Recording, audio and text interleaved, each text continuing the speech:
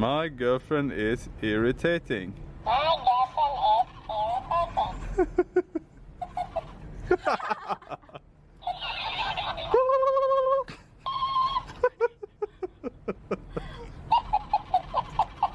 You just leave me here today now. This is so funny. You want to say something?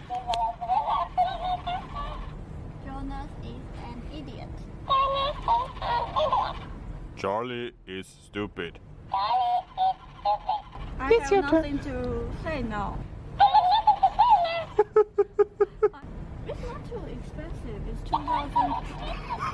It's 2,000. My stomach is really hurting for laughing so much. Yeah, should we get going? English advice. Hej mitt vinterland, nu är jag här. Nu biter frosten i min kind till kalle kvällen. Hej mitt vinterland, se månen där.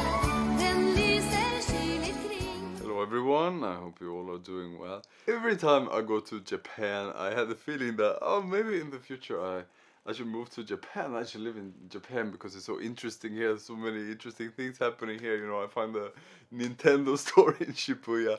I really like video games. We wanted to go to a cafe, so we checked Google Maps, and just next to our Airbnb there was a cafe called Lion Cafe. So we decided to go there. It had 4.8 in the rating, super good. So we didn't check much. As soon as we went into that cafe, it was like stepping into another world, you know, because in the middle of that cafe there was a very big speaker. It was a very old style speaker, like made of wood, and every chair was turned towards that speaker. It was like the whole room was built. It was 2 floors actually. The whole 2 floors were built like towards that speaker, and that speaker were playing classic music, and the quality was so good that you believe that the guy playing piano was actually sitting in that cafe together with you, and people just go there only to drink coffee and listen to classic music. Me and Charlie, we were really like, wow, this place is so cool. So we sat there and we took a cup of coffee, and I had brought my book, so I was reading my book and listening to classic music and drinking a cup of coffee. I thought this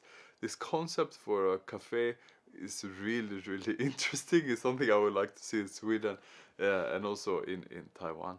And a few days later, we took the Shinkansen up to Api, which is in the north of Japan, and this is the place where we are now. And this place is just really amazing for skiing. Like the snow here is so good, you know. And I have not been home to Sweden anytime during the winter for the last few years, so it's really good to be here.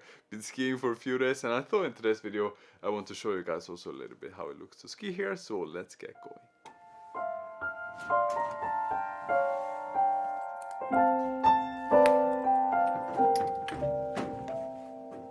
I didn't bring any winter jacket, so I rented this little jacket here that kind of makes me look like a tomato, especially with my red face as well.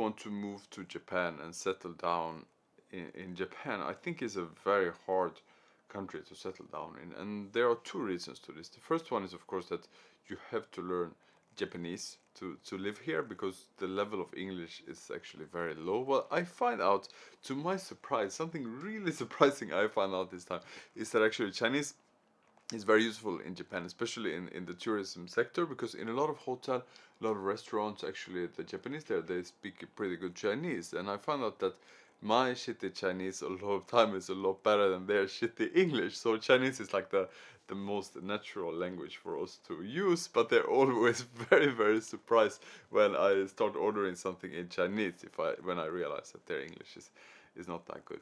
The second reason, apart from the language, is that I think that the personality of Japanese is actually quite different from Taiwanese. I think that the biggest difference is that Japanese are very polite, you know, they will always be very, very friendly towards you, but they are also a little bit distant. Like I met a lot of course I lived in Korea and Taiwan, I met a lot of Japanese, but still I didn't manage to make so many friends because I feel that they create a little bit of a distance. Like I took the gondola up here when I'm skiing and I sit together with some Japanese, there happened a few times, and I try to talk with them a little bit and they just answer politely, but always kind of ends the conversation.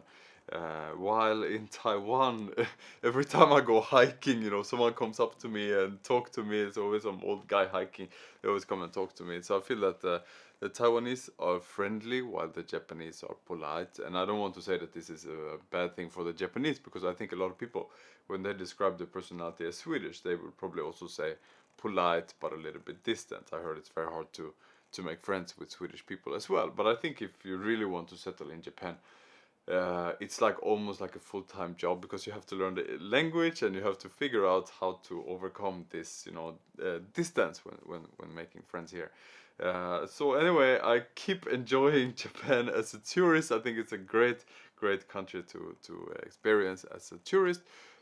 But I think if I really want to live here sometime in the future, I will have to figure out, because I don't want to learn another language. You know, I'm 31.